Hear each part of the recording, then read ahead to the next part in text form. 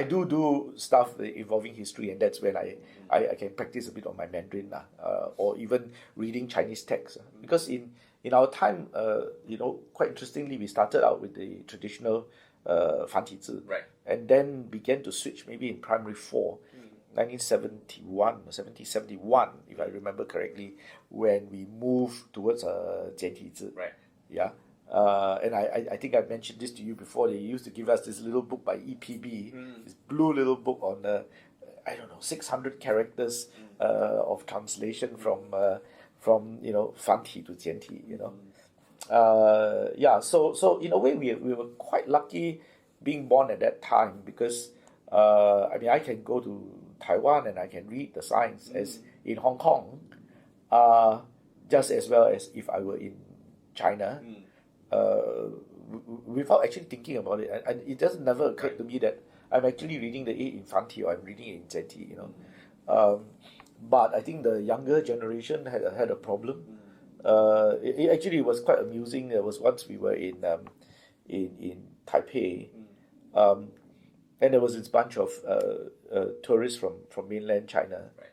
And they went to they actually went to the what do you call it, the subway. It's like a MRT, the booth, and asked for assistance.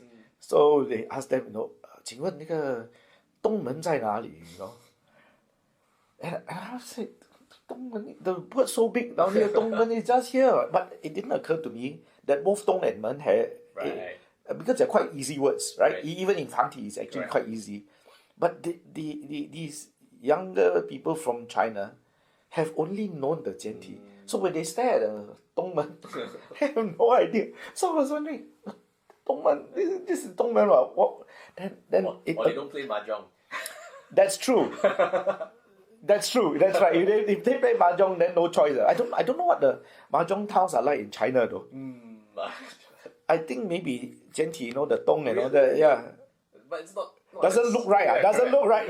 But that doesn't look right to us because we are Hua Qiao, you see.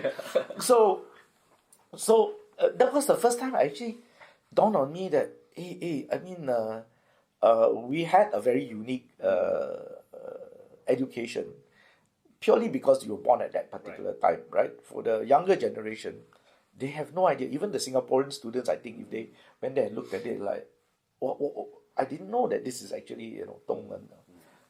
But anyway, that's the sort of environment in which we were studying the Chinese language. So in terms of transiting between, say, traditional script to simplified script at that time, you were in primary 4. Yes, thereabouts. Were there any problems? Like, did you feel surprised that suddenly you had to learn this new set of words? For me, it was very interesting because Chinese words I had always assumed, which is actually based on the reality that they are pictograms, right? So it's like, why do I draw it this way, and I draw it? So it was a little bit like a memory game like that, for rather than worry about it as a language or a character which symbolizes a particular meaning. It was more like a game, like a translation game. So I didn't have too much problem, right? But maybe that's the way we cope, right?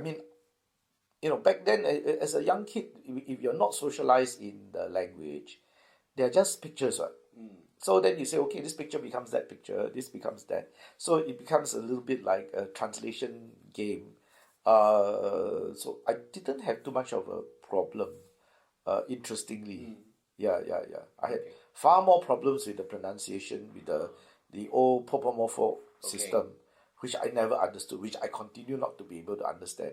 And when they started introducing Hanyu Pinyin, I thought that was really a major improvement for a few reasons.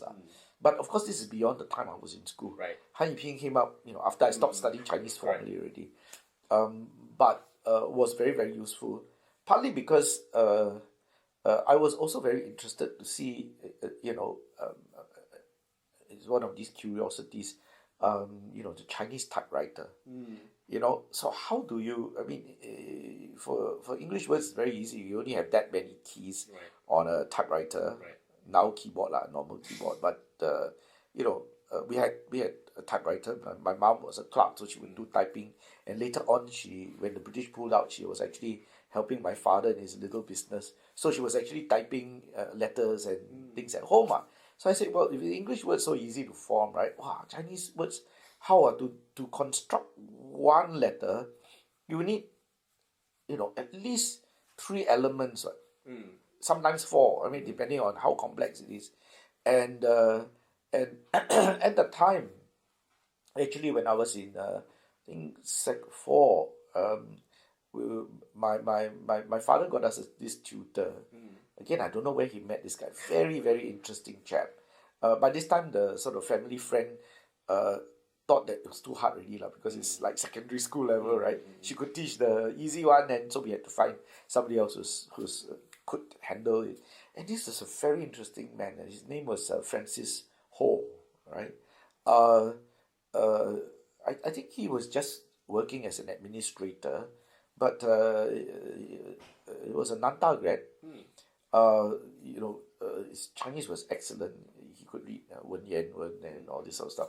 As was his English. His English was excellent. And he was a very interesting man. He was actually interested in a lot of other things. So he was explaining to us, my sister, myself, how they construct Chinese characters in woodcut. And so to us, the Chinese lesson became much more fun, right? It was like a cultural lesson, right? And he was the one who actually forced me to start writing Chinese properly. So your handwriting looks terrible, and why? And he was very progressive, because he said, yes, okay, our writing is nice because last time we had to use Malpi and practice, And in fact, my father said, yeah, you should train him, using Malpi. He figured, too hard, too old already, let's have a shortcut. So he actually went and bought these interesting books where you can actually practice calligraphy using Kangpi, ballpoint, and he made me do all these exercises. So even now, my Chinese writing, it doesn't look like cat's claw. It looks very decent, thanks to him, actually. So actually,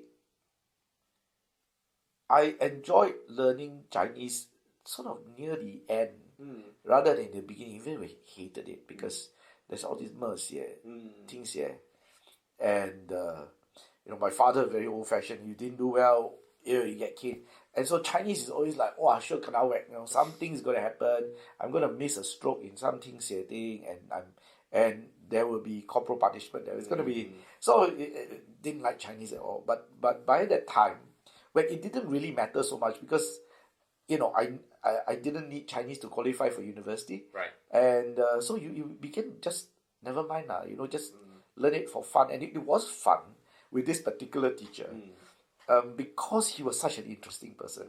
So he would come to you with these stories, and he would read, Chinese legends, make you read the simplified form, and then even though it's quite clearly written for like primary school in China, but it doesn't matter. He just wanted you to get into the culture, right, and how you understand your 成语 and all these sort of things, right?